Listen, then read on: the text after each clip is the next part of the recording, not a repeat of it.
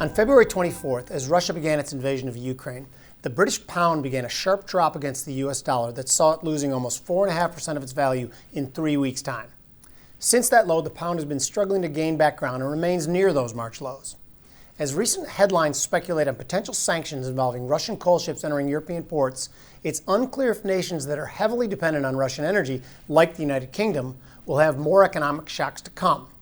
Any economic changes could have the potential to reverse or lessen hawkish monetary policy in the UK at a time when market expectations are for the Federal Reserve to be increasingly hawkish over the coming months.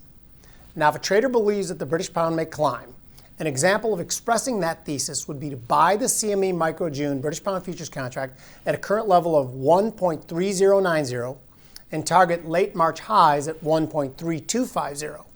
A stop for this trade could be placed at 1.3010, just below recent support levels. This trade could make $100 if your target is reached and risks $50 if you're stopped out of your level. Now, traders should remember that the CME Group offers 3 separate British pound contracts, the full size, the mini, and the micro. It makes it a lot easier to match a trade to a trader's risk tolerance.